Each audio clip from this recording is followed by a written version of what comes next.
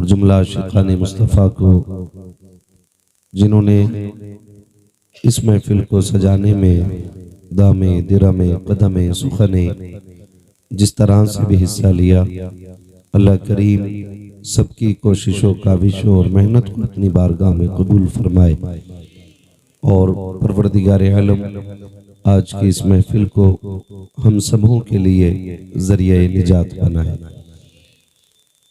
शुरू से लेकर अब तक आपने खूबसूरत अंदाज में नातो मनक़बत के अशार भाई मोहम्मद अली फैज़ी और भाई अहमदुल फत्ताह साहिब से समाअत किए। उनके अलावा आपने दीगर अशख़ास से भी नातो मनक़बत और तक़रीर समाअत की। मैं गालिबन महफिल की आखिरी कड़ी की शक्ल में आप हज़रात के सामने हाजिर हुआ। ये बात बिल्कुल हकीकत है कि रात बहुत बड़ी हो रही है और एक के ऊपर सुई जा चुकी है और आप लगभग जहां तक मैं समझता हूं 8 साढ़े 8 बजे से यहां बैठे हुए होंगे। अब इसमें ज़रूरतें भी होती हैं जो अहम होती हैं, कुछ ज़रूरी काम ऐसे होते हैं जो करने ही पड़ते हैं। तो अगर किसी का इतना ज़रूरी काम हो कि जो उठे बगैर ना होता हो तो मेहरबानी करके उठ जाए और अपना काम कर लें। मैं देख रहा था आसान भाई ने चंद ज़रूरतमंद लोगों को पकड़ लिया था। अगर थोड़ी देर और पकड़े रहते ना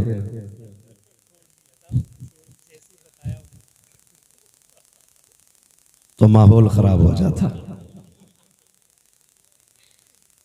अल्लाह आप लोगों को सलामत रखे। मैं किसी से नहीं कहूंगा कि आप बैठें या चले जाएं। जो मेरी ड्यूटी है वो मुझे पूरी करनी है। इतनी रात को बैठने का मतलब मैं ये भी आपसे नहीं पूछूंगा कितने लोग सुनने आए हैं और कितने सोने आए हैं, क्योंकि मैं जानता हूं जिन्हें सोना होता वो यहां आते ही नहीं। जो आए हैं वो सुनने ही के लिए बैठे हुए हैं। और अपना एक उसूल है, कभी ये नहीं कहते कि साहब महफिल कामयाब हो जाए, सुबह को तज़किरे हो जाएं।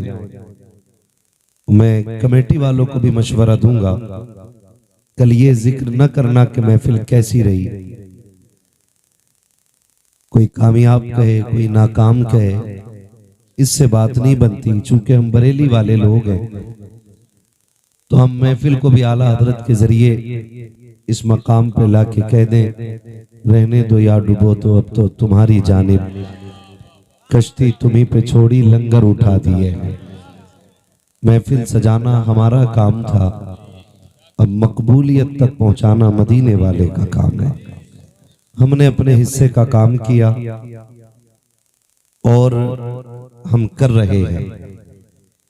बस दुआ ये करें, मोहम्मद अली भाई ने जितना पढ़ा जैसा पढ़ा, अहमदुल फत्ताह भाई ने जितना पढ़ा जैसा पढ़ा, या जिसने भी जो भी पढ़ा जितना पढ़ा, दुआ करें अल्लाह उसे कबूल फरमा ले। ये असल बात होती है। और ये मैं समझ सकता हूं, इतना खूबसूरत निजाम जब इमाम काबिल होता है ना तो कौम खुद ब खुद काबिल होना शुरू हो जाती है। तो चूंकि मैं मोहम्मद रजा भाई को तब से जानता हूं जब से हम मदरसे में साथ पढ़ते थे। माशाअल्लाह अच्छे अखलाक के मालिक भी हैं, अच्छे किरदार के मालिक भी हैं और अल्लाह ने इल्म से भी खूब नवाजा है। मगर बात यह है कि देखिए बड़े बूढ़े कहते हैं कि जैसा मीठा डालोगे, जैसा गुड़ डालोगे वैसे ही मीठा होना है। मैं हमेशा लोगों को मशवरा देता हूं, इमाम काबिल रखिए ताकि नमाजें दुरुस्त होती रहें। वरना मस्जिद रजा में हम लोग बैठे हुए थे, तकरार चल रही थी बहुत ऊंची टोपी लगा के एक जनाब आए, मगरिब की नमाज पढ़ रहे थे, 2 रकात पे सलाम फेर दिया। हमने सोचा शायद भूल गए, हमने जाके कहा जनाब 2 पे ही सलाम फेर दिया। कहने लगे मुसाफिर हूं। वो मगरिब में भी कसर कर बैठे। तो काबिलियत टोपी और जुब्बा और दस्तार में नहीं होती है। आप इमाम अच्छे रखें ताकि नमाज अच्छे से अदा होती रहे। वरना कई बार मस्जिदों में जाना होता है ना, कारी मोहम्मद अली साहब माशाल्लाह हमारे अच्छे हाफिज भी हैं, शानदार कारी भी हैं। ये जितनी अच्छी नात पढ़ते हैं ना, उससे कहीं ज्यादा अच्छा ये कुरान पढ़ते हैं। कभी इनसे कुरान भी सुनिएगा, कभी कहिएगा आज हमें कुरान सुनाए। लेकिन शौक खत्म होता जा रहा है कुरान का हमारे बीच से। पता ही नहीं है कुरान की तिलावत की लज्जत क्या है। कुरान में अल्लाह ने वो कैफियत रखी है, अगर समंदर के किनारे अच्छा कारी पढ़ दे तो वाकई मछलियां तैरना भूल करके किनारे पे कुरान सुनने आ जाए। नात पढ़ना इन्होंने बाद में शुरू किया है, कई सारे किरात के मुकाबले जीते। तो ये शानदार कारी भी हैं। और कुछ लोगों के इल्म में इजाफा करने के लिए बता दूं कि जहां शानदार हाफिज हैं, कारी हैं, अच्छे आलिम भी हैं, फाजिल भी हैं। हाँ, कई बार नात खां जब नाम आता तो तसव्वुर में जहालत आती है। ये भी समझ लें, कमेंट में लोग कुछ भी लिख देते। कभी घर आओ तो इंशाअल्लाह गर्दाने भी याद कराएंगे, मुल्ला हसन भी पढ़ाई जाएगी, हाँ काफिया भी समझाई जाएगी। शुक्र है अल्लाह का, हमने चलते फिरते लोगों से नहीं पढ़ा है। हम तो खुल के कहते हैं, हमारे उस्तादों में शेखुल हदीस हजरते अल्लामा आकिल मिसबाही साहिब किबला जैसी शख्सियतें आती है, जो आज मंजर इस्लाम में दिलो जान से खिदमत अंजाम दे रहे हैं। मजाक बात नहीं है, बुखारी शरीफ की शरह लिख रहे हैं। कई जिल्दें मंजर आम पर आ चुकी हैं और अभी काम जारी है। ये काबिल लोग हैं। तो खुदा तौफीक देना, तो कभी मोहम्मद अली भाई से कहिए एक रुकू भी सुनाए। अभी 1.5 घंटा बाबू नात पढ़ी है इन्होंने। अल्लाह आप लोगों को सलामत रखे, इमाम अच्छे रखिए।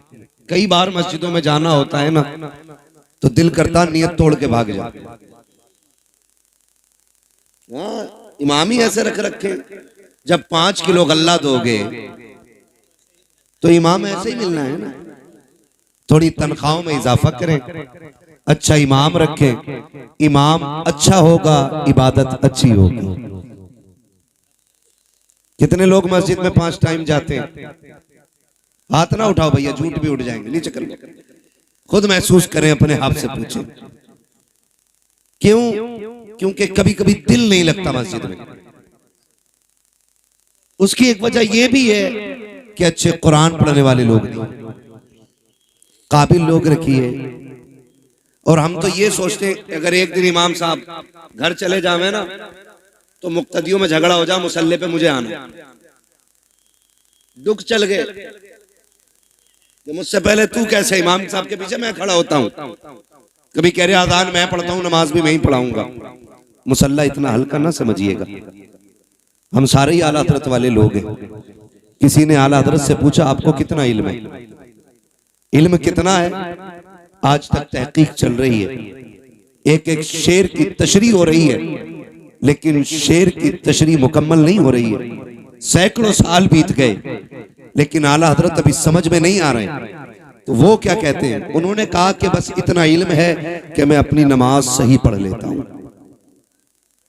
अब सोचिए कितने इल्म की जरूरत है नमाज के दुरुस्त होने के लिए, कितने इल्म की जरूरत है। नमाज के दुरुस्त होने के लिए आला हज़रत जैसा आलिम कह रहा है कि बस इतना इल्म है कि अब अपनी नमाज दुरुस्त कर लेता हूं। यहां तो एक आए टोपी ओढ़ के, दाढ़ी भी पूरी थी, उनसे कहा नमाज पढ़ा तो कह रहे होले वाली पढ़ा लेता मैं, जोर से वाली नहीं पढ़ा पाता, होले वाली, धीरे वाली का, धीरे वाली क्या तेज वाली क्यों नहीं, इसमें भूल जाता हूं। तो ये कंडीशंस हमारी हैं। ये जो हमारे जलसे होते हैं ना, इन जलसों का मकसद क्या? इन जलसों का मकसद सिर्फ इतना होता है ताकि हम इन जलसों में आके ये सीखें कि हम दुनिया में आए क्यों आए, हमारे दुनिया में आने का मतलब क्या था। आए, इमारतें बनाई, बिल्डिंगें बनाई, प्लॉट खरीदे, चले गए, क्या ये मकसद था? क्या ये हद है? क्या इसीलिए हम आए हैं? नहीं, आला हजरत ने बात साफ कर दी। जमीनो जमा तुम्हारे लिए, मकीनो मकान तुम्हारे लिए, चुनीनो चुना तुम्हारे लिए, बने दो जहां तुम्हारे लिए, दहन में जबां तुम्हारे लिए, बदन में है जान, बदन में है जान, बदन में है जान, बदन में है जान। कुछ लोग अभी सर्दी में ठिठुर के बैठे, बोलना नहीं चाह रहे, बोलेंगे तो गरमाई आएगी। देखा ना, मुझे साइंस आती है, कितनी अंदर की बात बताई, बोलेंगे तो गरमाई आएगी। दहन में ज़बा, बदन में है जा, हम आए यहां, उठे भी वहां, जो नहीं बोल रहे वो उठ जाएं, जो खड़े उन्हें बैठने का मौका मिल जाए। हाँ, कभी कभी ऐसा होता है, उन्हीं को जाम मिलता है जिन्हें पीना नहीं आता है ना। अगर किस्मत से कुछ सुस्त लोग आगे बैठ गए तो वो उठ के उधर चले जाएं, जो मजबूत लोग हैं वो थोड़े से आगे आ जाए। हम आए यहां, उठे भी वहां, सबा वो चले कि बाग फले, वो फूल खिले कि दिन हो भले, लिवा के तले सना में खुले, रजा की ज़बां, रजा की ज़बां तुम्हारे लिए। अब इतना तो समझ में आ गया हम आए क्यों हैं। एक सवाल आपसे कर लूं, बर्दाश्त करेंगे? निकाह किसकी सुन्नत है? किसकी? हुजूर की सुन्नत है। बारात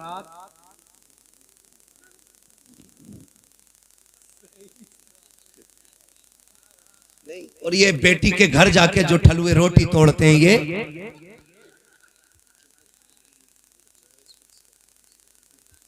समझ रहे हैं ना मेरी बात?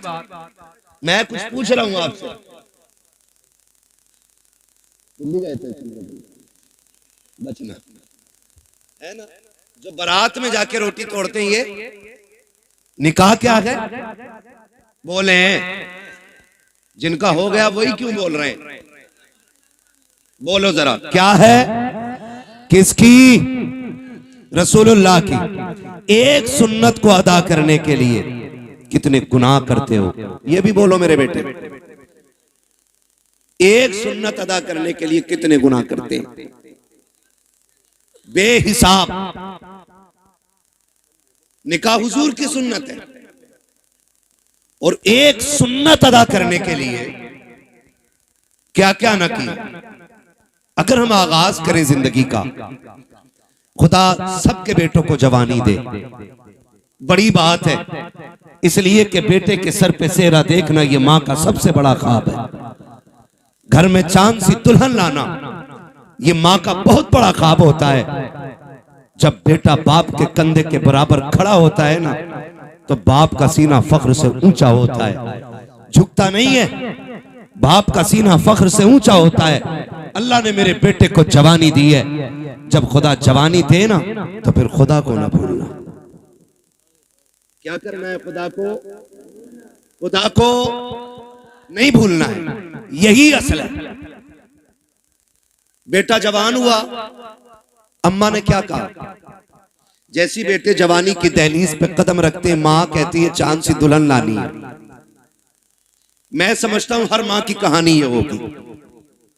क्योंकि हर माँ अपने लाल से बेपनाह प्यार करती है।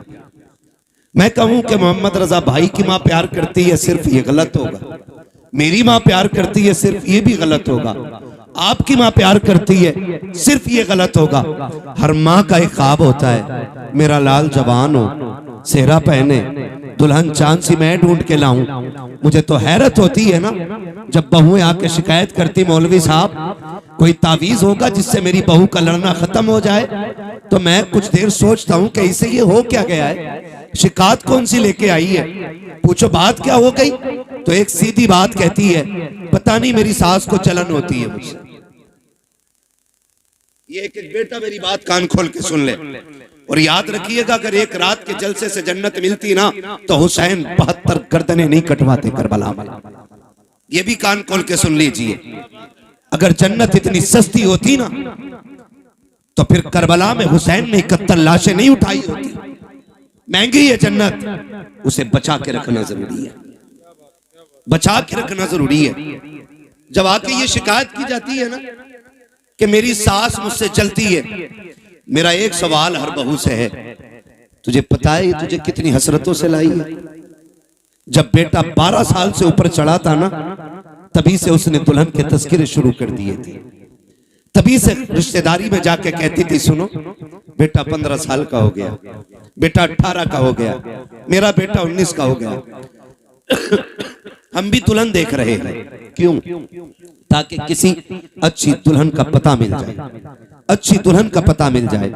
मेरी बहन, मेरी बेटी, कान खोल के सुन, कोई माँ किसी बहू की दुश्मन नहीं होती है, किसी माँ को अपने बेटे की शरीक हयात से जलन नहीं होती है। आप अगर ये पूछें फिर ये झगड़े कैसे, एक सीधी सी बात है, याद रखिएगा ये सबक जाके बहन बेटी को पढ़ाना, कहना सुनो माँ हर बहू के अंदर एक अच्छी माँ देखना चाहती है। माँ हर बहू के अंदर एक अच्छी माँ देखना चाहती है। वो ये चाहती है कि जितनी फिक्र मैंने अपनी बेटी की है उतनी ही फिक्र, जाने दीजिए, उतनी ही फिक्र मेरे बहू को होनी चाहिए, उतनी ही फिक्र। मैं खुद समझता हूं मेरी तकरीर जितनी अहम थी उसी वक्त मुझे मौका दिया गया। मुझे खुद भी पता है मुझे इस वक्त मौका देने का मतलब यह है कि तकरीर इतनी जरूरी नहीं है। बस ये है जो लोग बाहर से आए, मुझे पता, मैं उनके लिए बोल रहा हूं। अल्लाह आपको सलामत रखे। जरा कह दें या रसूल अल्लाह। मैं किसी को डांटूंगा नहीं, मर्जी है जिसे उठ के जाना चाहे चला जाए। मेरा उसूल है, महबूब की महफिल को महबूब सजाते हैं, आते हैं वही जिनको सरकार बुलाते हैं। तो एक बहू के अंदर माँ एक अच्छी माँ देखना चाहती है। तो ये जो शिकायतें चल रही है ना छोटी छोटी, कहीं ना कहीं हमने इनमें कमियां की, कहीं ना कहीं हमने इसमें गलत किया। जब हम आए हुजूर के लिए थे तो जिंदगी किसके लिए जी रहे? आज के हालात आप देखें, हमारी कंडीशन क्या है। हम सारे दुश्मनों के निशाने पे बैठे हुए हैं। आज सारी इस्लाम दुश्मन ताकतें मुत्तहिद हो गई और सबका एक ही मिशन है, मुसलमानों को मिटाया जाए, इस्लाम खत्म किया जाए। मैं कसम खा के कह सकता हूं सुबह कयामत तक न मुसलमान मिट सकता है और ना ही इस्लाम मिट सकता है। इसलिए कि इस इस्लाम की बुनियाद इस उम्मत को मेरे नबी ने बनाया है और इस दीन की हिफाजत मेरा खुदा कर रहा है। फानूस बन के जिसकी हिफाजत हवा करे, वो शम्मा क्या बुझे जिसे रोशन खुदा करे। तो ये दीन मिट नहीं सकता है, लेकिन आपको होशियार होने की जरूरत है, आपको होश में आने की जरूरत है, आपको होश के नाखून लेने की जरूरत है। कितनी तेजी के साथ बेटियां मुर्तद हो रही हैं। आपके बरेली सबसे आगे इस लिस्ट में है कि सबसे ज्यादा अगर दीन छोड़ा है तो आपके बरेली की बेटियों ने दीन छोड़ा है। मैं खुल के कह रहा हूं आपसे, क्या किया हमने उनके लिए, कितनी तहरीकें चलाई, कितनी तंजीमें बनाई, कितनी कमेटियां बेटियों की हिफाजत के लिए बनाई गई, मुझे बताया जाए। बस जितनी देर खबर आती है बेटी फलां की भाग गई, उतनी देर गुस्सा आता है, उतनी देर प्लानिंग होती है। अगला सूरज निकला फिर वही बेढंगी चाल। कौन बचाएगा इन बेटियों को आकर के? क्या फिर से उमर इब्न खत्ताब को आना है? क्या फिर से शेर खुदा को आना है? क्या फिर कोई सलाहुद्दीन आएगा? क्या फिर कोई मोहम्मद बिन कासिम आएगा? क्या फिर से किसी खालिद बिन वलीद को आना है? नहीं, जिनको आना था आ चुके। अब या तो तुझे खालिद बिन वलीद बनना है या मुझे खालिद बिन वलीद बनना है। ये बात कान खोल के सुन लीजिए। मुझे नारों की जरूरत नहीं, तुम्हारी वाह की जरूरत नहीं। मेरा उसूल है, मैं आईना को दिखाऊंगा दाग चेहरे के, जिसे खराब लगे सामने से हट जाए। हमें फैसले करने पड़ेंगे, हमें जजमेंट लेना पड़ेगा, यहां बैठ करके ये इत्तेफाक राय करना पड़ेगा कि बेटियों को बचाना कैसे। किसी की एक गई, एक के जाने से कोई फर्क नहीं पड़ता है। लाखों भी चली जाएं तो इस्लाम को फर्क नहीं पड़ता है, इसलिए कि इस्लाम शान वाला था, शान वाला है और शान वाला तकलीफ कब होती है? जब वो किसी गैर के बिस्तर पे बैठ के कहती है मैं अब्दुर्रहमान की बेटी हूं, मेरा नाम फातिमा है, तब दिल धड़कना छोड़ देता है। तब जी में आता है ये नाम लेने से पहले इसकी जबान कट क्यों नहीं गई। हमें सोचना पड़ेगा हम कर क्या रहे हैं। आबादी कम है हमारी, तादाद कम है हमारी, मुझे बताओ पैसा कम है हमारे पास।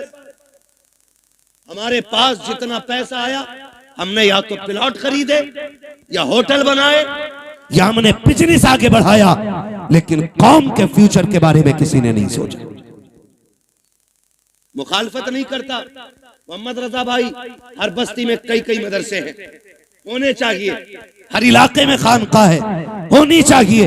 लेकिन मुझे बता तो सही, जिस इलाके में कई मदरसे हैं, खानकाहें हैं, मज़ारात हैं, उन इलाकों में इस्लाम की शहजादियों की तालीम हासिल करने के लिए एक अच्छा इदारा क्यों नहीं है, अच्छे स्कूल क्यों नहीं है? हम तो कहते हैं बेटियों को IAS बनाएंगे, बनाओ तुम्हारी मर्जी है, IPS बनाओ तुम्हारी मर्जी है, MBBS बनाओ तुम्हारी मर्जी है, लेकिन तालीम के नाम पे ये जो नंगा नाच हो रहा है इसे रोकना पड़ेगा, इसे रोकना पड़ेगा। ये रुकेगा कैसे? खुदा की कसम, जिस तरह तुमने मदरसों के लिए चंदे किए हैं, मज़ारों के लिए चंदे किए हैं, इसी तरह कौम की बेटियों के लिए, स्कूलों के लिए चंदे करो और ऐसे स्कूल बनाओ जिसमें पढ़ने वाली भी बेटी हो, पढ़ाने वाली भी बेटी। ये कौन बनाएगा? ये कौन बनाएगा? क्या कोई आएगा? और नहीं, मैं सच कहता हूं, 3 चीजों से बेटियां हमारे हाथ से गई। नंबर 1 ऑनलाइन पढ़ाई, इसने बेटियां छीन ली। नंबर 2 ट्यूशन, इसने बेटी छीन ली। नंबर 3 शादियों के बढ़ते खर्चे, इन्होंने बेटियां छीन ली। और ये कितनी कसरत से हमारे बीच में, ये खुद फैसला करें हम लोग। जब तक ऑनलाइन पढ़ाई नहीं थी, किसी को रजाई में छुप के मोबाइल चलाने की इजाजत नहीं थी। जब से ऑनलाइन तालीम आई, बाप की मजबूरी बन गई। ऑनलाइन छोटे फोन पे नहीं हो सकती है, बड़े फोनों पे। और रह गई ट्यूशन के तमाशे, तो आप सोशल मीडिया पे सर्च करें हमारी बेटियों का किस तरह इस्तेमाल हो रहा है, किस तरह उन्हें छेड़ा जाता है। मैं आपकी बेटी पे एतराज नहीं कर सकता, मैं कहता हूं आपकी बेटी शरीफ होगी, लेकिन जहां जाके बैठ रही है वहां तो सारे शरीफ नहीं है, वहां तो सारे शरीफ नहीं है। और इस तरह मिजाज बनाया गया, 2 लड़कों के बीच में एक लड़की बैठाई जाती है और अब्बा कह रहा शुक्र है बेटी IAS हो रही है, बेटी IPS हो रही है। मैंने पहले कहा मैं तालीम का मुखालिफ नहीं, तरीक़े तालीम का मुखालिफ हूं। जिस तरीके से बेटियां पढ़ाई जा रही हैं, हम अपनी कौम को एक स्कूल न दे सके, एक कॉलेज न दे सके जिसमें पढ़ने वाली भी बेटी होती, पढ़ाने वाली भी बेटी होती। आए दिन तमाशे होते रहते हैं। कोई कहता मौलाना कुछ करो, क्या करना है? फला स्कूल के बाहर बच्चियों का नकाब उतरवा दिया गया, फला स्कूल के बाहर दुपट्टे उतरवा दिए गए। मैंने कहा मौलवी अकेला क्या करेगा? जब तक कौम जिम्मेदारी नहीं संभालेगी, एक मौलवी क्या क्या करेगा? जलसे भी संभाले, मदरसे भी संभाले, मस्जिदें भी संभाले, खानकाहें भी संभाले, महफिलें भी संभाले, इलाके भी संभाले। जिम्मेदारी स्कूलों की भी। मौलवियों के सर डालना चाहते हो, निकलो कमाई के चक्कर से थोड़ा सा आगे बढ़ के ऐसे स्कूल बना दो ताकि किसी की जरूरत ना हो, कोई तेरी बेटी का नकाब उतार सके, कोई उसके सर से दुपट्टा उतार सके। उससे कह दो बेटी भी हमारी है, स्कूल भी हमारा है, तालीम जो भी होगी कनीज़े फातिमा ज़हरा बना के बेटी पढ़ाई जाए। इस तरह बेटियां पढ़ाओ, वरना वो दिन दूर नहीं है, तेरी मेरी बेटियां तेरे मेरे घर से निकल जाएंगी और रोने के सिवा कुछ नहीं होगा। और ये बेटियां जो हाथों से निकल गई, इसकी सबसे बड़ी वजह है बाप और भाइयों का नशेड़ी और शराबी होना। सुन लो कान खोल करके, मुझे मतलब नहीं है दोबारा बुलाया जाए या ना बुलाया जाए, ये सबसे बड़ी वजह है। जब बाप या भाई शराब के नशे में धुत पड़ा रहेगा तो घरों की रखवाली कौन करेगा? हम कहां गिर गए? पार्टी के नाम पे शराब, दोस्तों की दावत के नाम पे शराब, बिजनेस में फायदा हो गया उसके नाम पे शराब। अब तो शादियों में शराब चलने लगी। किसकी नजर लगी इस कौम मुस्लिम को, मैं पूछना चाहता हूं। किसकी नजर खा गई कि हमारी कौम तबाही की तरफ जा रही है? हुआ क्या है हमें? खुदारा संभालो अपनी नस्लों को, वरना मुसलमान कहते हुए गैरत आएगी।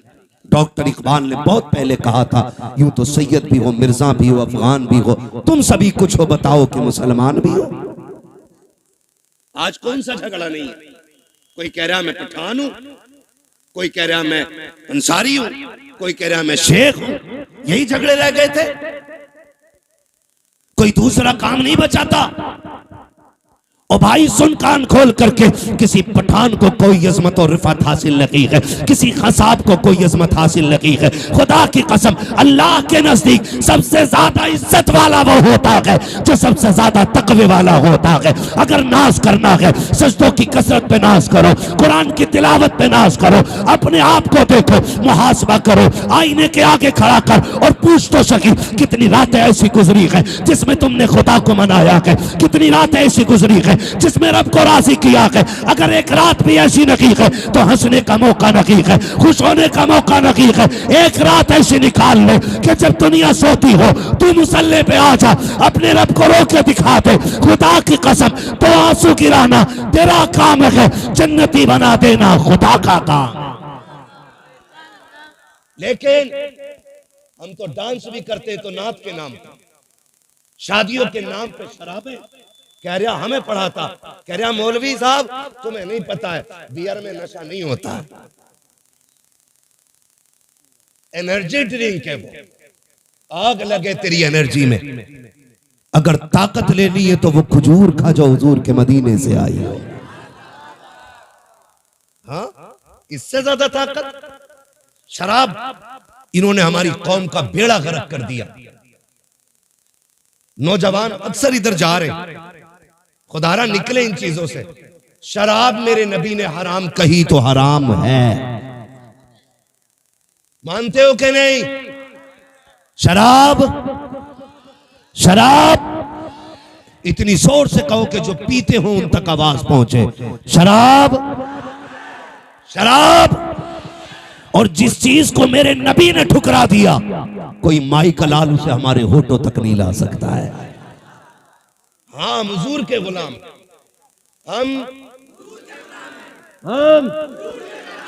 आज जबान कह रहा बियरी तो है, मार दिए एक दो गिलास, बेड़ा गर्क हो जाएगा, कोई मसला नहीं ना बेटे ना। वो इसलिए कह रहे बेटे, वो देख रहे, तुमसे कोई तकलीफ नहीं है भाई, तुम बैठो बैठो। हाँ, तवज्जो है सारे लोगों की? बेटे नहीं लिया तो तू तक तू ले, मैं कर। तवज्जो है ना सारे लोगों की? शराब डूब गए इसमें जाकर के।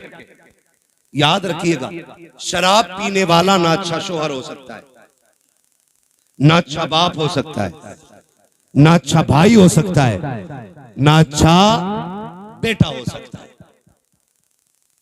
और याद रखिएगा, मुआशरे की एक बीमारी का नाम शराबी है। इतनी बुरी चीज, जो शराब पीता है उसके घर की इज्जत महफूज नहीं रहती। उसके घर की बहन बेटियां बाहया नहीं होती। अगर किसी को घर की इज्जत को आग लगाना हो तो शौक से शराब पिए जाके। आखिरत का अजाब अलग बात है, मैं दुनिया के अजाब बता रहा हूं। तो कभी भी शराब के करीब। तोरी तूने हल्दी क्यों लगाई? हाँ इमाम साहब ये बात बोल देना, इनका हिसाब करो, मेरे लल्ला की शादी से जल गए। क्यों इन पे लल्ला नहीं है? ये कंडीशन होती है। असल में बात क्या है ना, लोग उन्हें धुन से सुनते हैं जिन्हें पैसा देना पड़ता है। जो महीने के 10,000 लेता तो उसकी बात भी नहीं सुनते। ये भी कड़वी सच्चाई है। कभी ये सोच रहे हो कि अपनी जमात के खिलाफ ना, मैं जानता हूं। तो ये कंडीशन हल्दी की, हल्दी इसलिए लगती है ना कि गोरा हो जाए। गारंटी है मेरी जात, जिसकी शादी हो ना उसे 4 दिन हल्दी ना लगा, 10 दिन एतकाफ की नियत करा के मस्जिद में बैठा दे, कुरान और तस्बीह दे दो और उससे कह तुझे दुनिया की बात नहीं करनी। अल्लाह की इज्जत की कसम खा के कहता हूं, अगर 10 दिन में चेहरे पे निखार ना आ जाए तो नाम बदल देना। जो चीज थी हमारे पास वो खत्म हो गई। हल्दी अकेला एक की शादी थी तो 4 पीले बने घूम रहे, सारे मेंढक लग रहे है ना। 4 लड़कों ने पहने। कहा ये कौन है? कहा मेरा कजिन है। ये कौन है? फ्रेंड है। ये कौन है? फला से। ये कौन है? फला। इसने हल्दी क्यों लगाई? कि मुझे देखा। इसने हल्दी क्यों लगाई? कि इसने इसे देखा। हमने हल्दियों के तमाशे इतने कर दिए, हम शरीयत भूल बैठे, दीन पर से पुश्त डाल दिया। क्या इसी को इस्लाम कहा जाता है? खुदा के वास्ते